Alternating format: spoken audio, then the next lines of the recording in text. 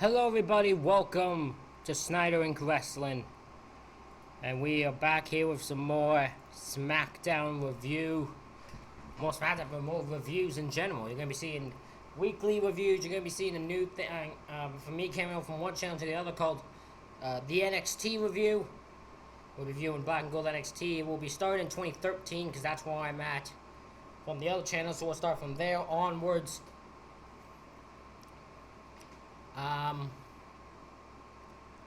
And we're going to be doing some other stuff. Kind of trying to figure out what to do on this channel. Kind of just figuring different stuff out. Still doing maybe some wrestling reactions. We're going to see. I'm going to kind of put most of my effort into this and the two Snyder Ring channels. More than anything else. So yeah, we're going to do Smackdown from June 9th, 2023.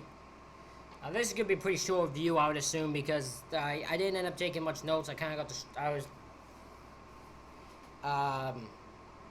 filming something while I was doing the show, so while I was watching the show, so I kind of got distracted by a few things. But we're going to get right into it.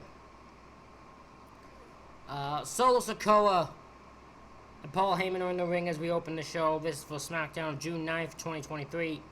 Solo Sikoa and Paul Heyman open the show.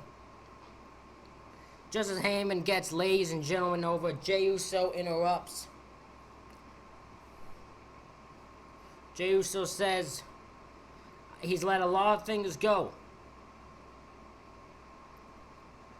But he says he doesn't know if he can forgive Solo for what he did to Jimmy. Which, if you don't watch last week, Solo hit Jimmy with the spike. An order from Roman. And tells Paul, Jay tells Paul, just say what you gotta say to me. And Paul tells Jay that Roman has been grooming him to be the next tribal chief. That's literally how he says he's been grooming you, silence, to be the next tribal chief. Don't know why he said it like that. That's very weird to me. Well, that's been the goal, Paul. Paul says Jay's got the chance to bring championship gold home when he takes on Austin Theory for the United States Championship tonight. But Paul says he needs his answer now. Jay's answer now. But Jay says, hey, listen, he'll take him up on that U.S. title offer. But he'll get back to him on if he's joined the Bloodline. And then he leaves. Kind of like the cliffhanger. Left the cliffhanger there.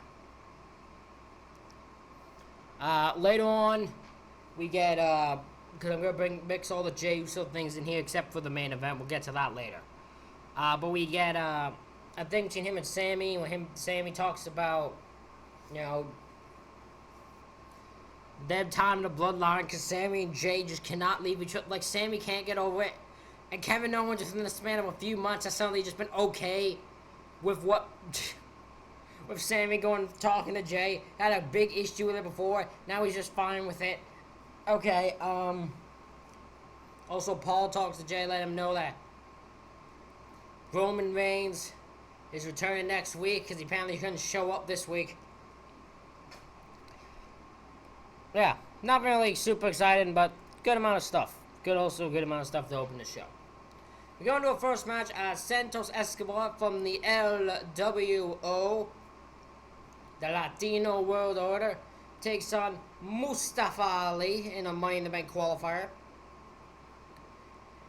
And LA Knight is on commentary for that evening. Yeah, doing what LA Knight does. They have an insane amount of action here. Santos Escobar hits a Hurricane Rana off the stairs to Ali. These two, I think Ali does a dive onto Santos. These two are doing an insane amount of flips onto each other. The fight on the top rope, both of them one thing, and Santos pushes off Ali, who does a backflip and lands on his feet on the outside. Ali is a psychopath. Santos then goes for a dive to the outside. Ali catches him with a drop kick. Insanity. Ali goes face first into the middle turnbuckle. Then Santos hits a poison run. Ali kicks out. Ali hits a massive, that tornado DDT. But Escobar kicks out of that.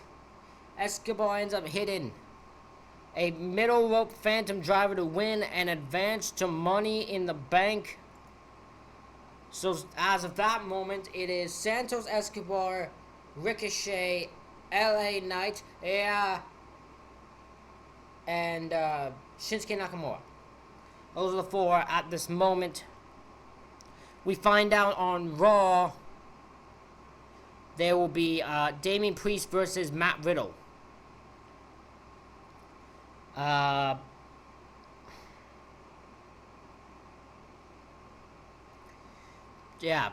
Priest versus Matt Riddle in the final qualifier match for Raw side.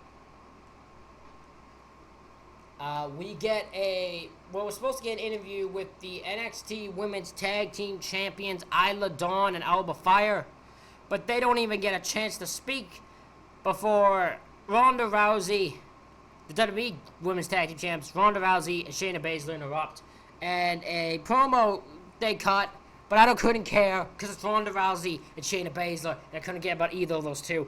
I just don't care. I'm sorry, I just can't care. I can't. I'm unable to.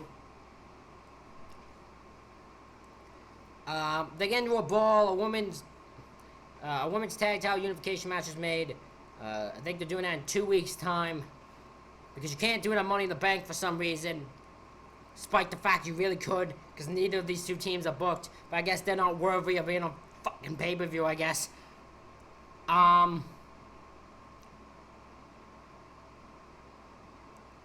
But yeah.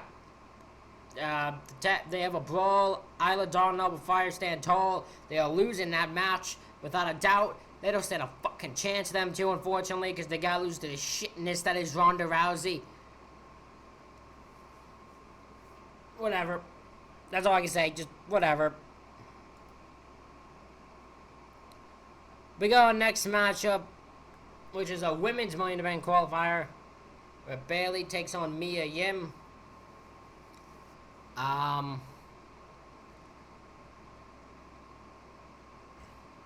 Mia hits a DDT through the ropes. Bayley kicks out. Then Mia also hits a suicide dive.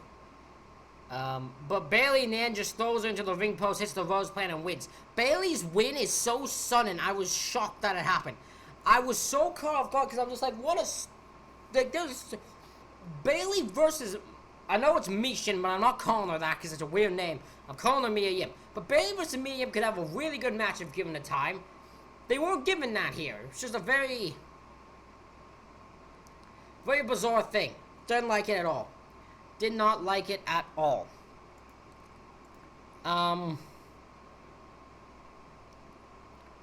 We have next we have Asuka's championship celebration or presentation. Before the thing begins, Pierce tells Bianca Belair, listen, you're gonna get a rematch, you're not gonna be involved, just don't get involved here. And she goes, fine.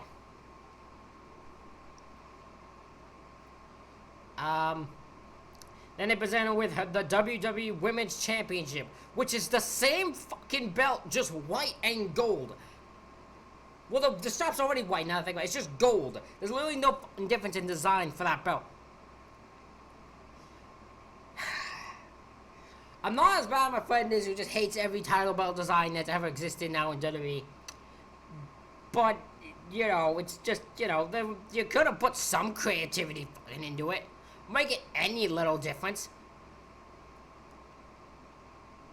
But then, we get the return of Charlotte Flair, and I wanted to bang my head and of course it's Charlotte. Of course it's Asuka wins a belt, so you gotta give it to Charlotte, right? That's just the law. That's the law that was presented to Asuka when championships were exempted. You're gonna sign your contract, and the only time you can lose championship is when Charlotte is around to beat you for it. Charlotte, because she returns, challenges Asuka, which she accepts, and they'll fight in like 3 weeks. Because also, they can't fight. They're gonna fight when they're in London, but they're not gonna fight on Money in the Bank. Because again, for some fucking reason, they're not allowed to. So they gotta fight the week before Money in the Bank. The night before Money in the Bank. Wrestling's stupid. I hate it.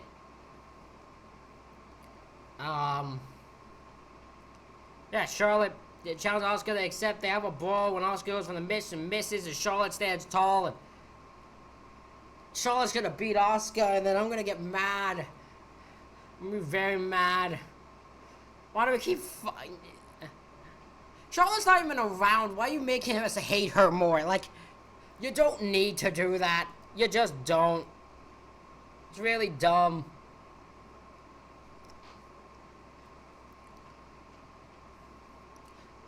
We then go to our next matchup, which is Baron Corbin versus Butch in a men's Money in the Bank qualifier.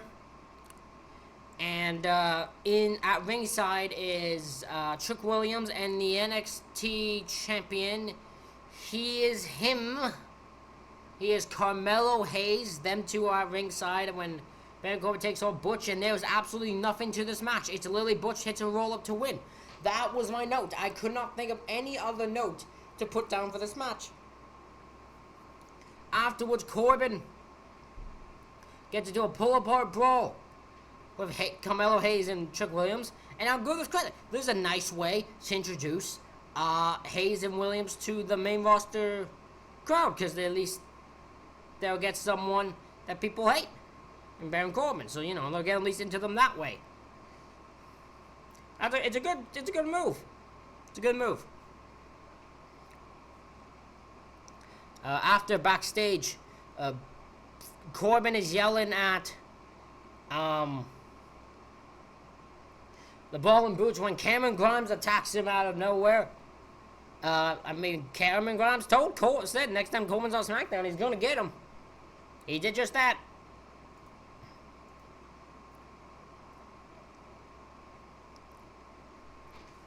Next matchup is Io Sky versus Shotzi in a Women's Money in the Bank qualifier.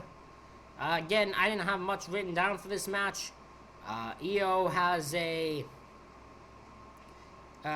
wins after distraction from Bayley and hits the over the moonsault to win and qualifies. So let me see. I'm pretty sure. I don't want to get this wrong. It is Becky Lynch, Bayley, Zoe Stark, Io Sky. Who am I missing here? I'm missing someone. Who am I missing here?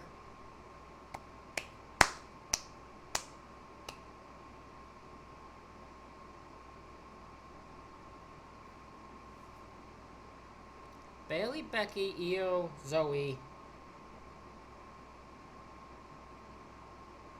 Zelina. That was the other one I'm missing. Zelina. So those are the five. Zelina, Zelina Vega, Becky Lynch, Bayley, Io Sky, and Zoe Stark. Good five. I actually don't know who's winning that one. And I don't know who the last one is since they didn't announce it. For some reason. They announced a bunch of matches for Raw. None of them included the last women's qualifier. We then have one of the assignment that actually legitimately made me laugh.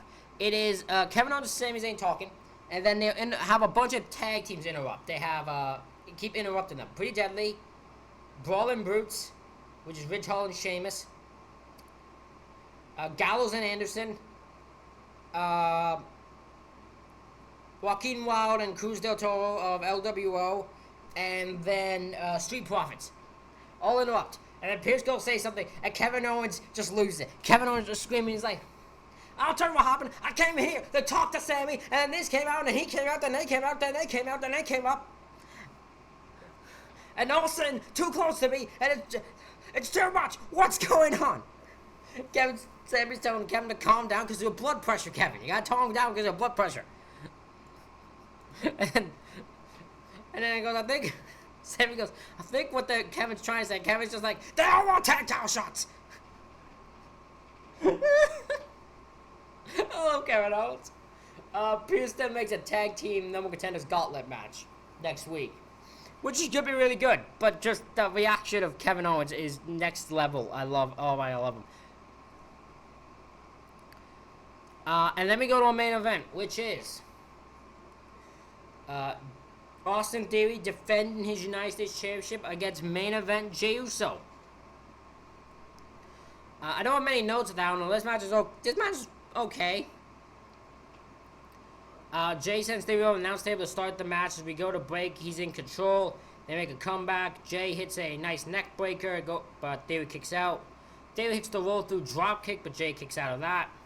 They start trading shots, and Jey hits Theory with a super kick, and he falls into the referee. Jey hits the splash, but there's no ref. Pretty Deadly then show up and attack Jey, but Jimmy makes the save, hits 2 super kicks to them. Goes to check on Jey, but Solo attacks. Jimmy goes to hit Solo with a super kick, but accidentally hits Jey instead. Them two end up fighting out of the ring, Solo and Jimmy. Theory just runs in, gets the pin, and wins. And Theory retains his United States Championship. And then the part I hate, which is just Jey still doesn't make his choice.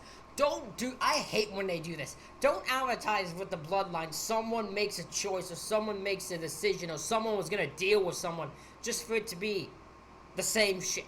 Nothing changes. I hate that. Doesn't do nothing for me. Maybe I'm just a dumbass, but like when you say Jey has to make his decision tonight, and then he doesn't. What do you want me to tell? Like, you make it seem like he has to, but yet he doesn't. It's really weird. But that's how we end SmackDown. Ladies and gentlemen, let me know what you thought of SmackDown in the comments. Hit the like button, hit the subscribe button. Thank you all for watching. I'll see you all for the next one.